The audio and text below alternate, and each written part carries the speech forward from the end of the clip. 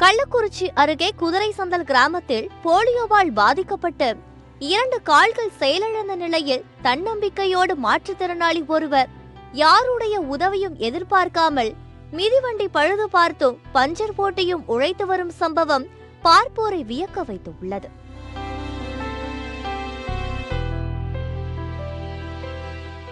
கள்ளக்குறிச்சி அருகே உள்ள குதிரைசந்தல் கிராமத்தில் கண்ணன் பூங்கொடி தம்பதிக்கு 4வது மகனாக பிறந்தவர் ரமேஷ். பிறந்த 8வது மாதத்தில் போலியோவால் பாதிக்கப்பட்டார். இந்நிலையில் அவருடைய தாயார் அவரை பல்வேறு சூழ்நிலைகளிலும் உதவிகளாக இருந்து 10ஆம் வகுப்பு வரை குதிரைசந்தல் மேல்நிலைப் பள்ளியில் படிக்க வைத்தார். இந்நிலையில் மேற்படி படிப்பதற்கு முடியாத சூழல் ஏற்படவே வேலைக்கு செல்லலாம் என்று முடிவு செய்துள்ளார். மொபைல் ஷாப் உட்பட பல்வேறு கடைகளுக்கு வேலைக்கு முயற்சி செய்து பல்வேறு கூச்சங்களும் அச்சங்களும் இருந்த நிலையில் மற்றவர்கள் பார்க்கும் அளவிற்கு உழைக்க வேண்டும் என்று 1999ஆம் ஆண்டு குதிரைசந்தல் கிராமத்தில் மிதிவண்டி பழுது பார்ப்பது, பஞ்சர் ஓட்டுவது என்று செய்து வந்துள்ளார். இந்நிலையில் குதிரைசந்தல் பேருந்து நிறுத்தம் அருகில் யாருடைய தயவும் உதவியும் இல்லாமல் ஒரு தகடிலான சீட்டு போட்ட வீடு கட்டி அங்கு வசித்து பழுது பார்க்கும் நிலையம் வைத்து வந்துள்ளார்.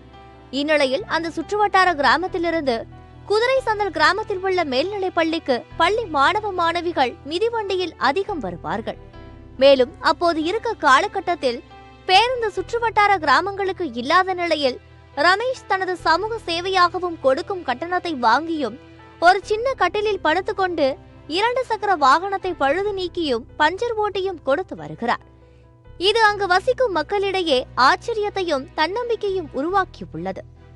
மேலும் அவர் இது குறித்து தெரிவிக்கையில், நான் சிறு வயதிலேயே போலியோவால் பாதிக்கப்பட்டு 2 கால்களில் செயலிழந்த நிலையில் தன்னம்பிக்கையோடு யாருடைய தயவும் இல்லாமல் சம்பாதிக்க வேண்டும் என்ற குறிக்கோளுடன் இருந்து வருகிறேன். மேலும் ஒவ்வொரு இடத்திலும் மாற்றுத்திறனாளி என்று அச்சப்படாமல் எதையாவது செய்ய வேண்டும் என்ற நிலையிலும், மேலும் என்னுடைய குடும்பத்தார் உதவி இல்லாமலும் நானாகவே உழைக்க வேண்டும் என்ற எண்ணத்தில் சமூக அக்கறையாகவும் மனதிற்கு சந்தோஷமாக இருக்கும் நிலைக்கும் இந்த தொழிலை செய்து வருகிறேன் என்றும் கூறினார். இதுபோல் போலியோவில் பாதிக்கப்பட்ட மற்றும் பல்வேறு மாற்றுத்திறனாளிகளுக்கும் அவர் கூறும்போது, யாருடைய தயவும் இல்லாமல் நீங்கள் தங்களுடைய கை மற்றும் கால் செயலிலிருந்து இருந்தாலும் தன்னம்பிக்கையோடு தைரியமாகவும் கூச்சம் இல்லாமலும் எதையாவது ஒரு தொழிலை மேற்கொண்டு என்னை போல் வாழ வேண்டும் என்று அனைத்து தரப்பு மாற்றுத்திறனாளிகளுக்கும் தெரிவித்தார். செல் ஷாப்புக்கு போனேன், அதை போய் கற்றுக்கலான்னு போனேன். அது ஒன்றும் சரியா இல்லை. அப்புறம் எஸ்டிடி புத்துக்கு போனேன், அங்கேயும் ஒன்றும் இது பண்ணல, ஒத்து வரல. அப்புறம் நான் சொந்தமாக தொழில் செய்யலாம்னு ஏற்பாடு பண்ணி அப்புறம் 2000 வந்து சொந்தமாக கடை குதிரைச்சந்தலில் கடை தொடங்கினேன். தொடங்கி இப்போ கிட்டத்தட்ட 20 வருஷம் ஆகுது.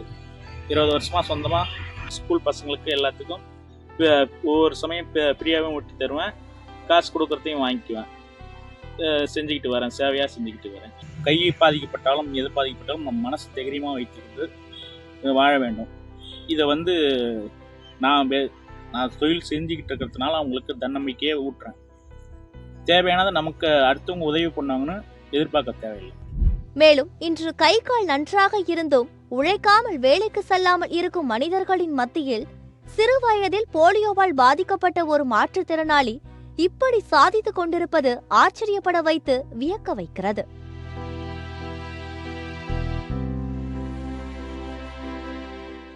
சத்தியம் செய்திகளுக்காக கள்ளக்குறிச்சி மாவட்ட செய்தியாளர் சுரேஷ் சந்திரகாந்துடன் செய்திக்குழு.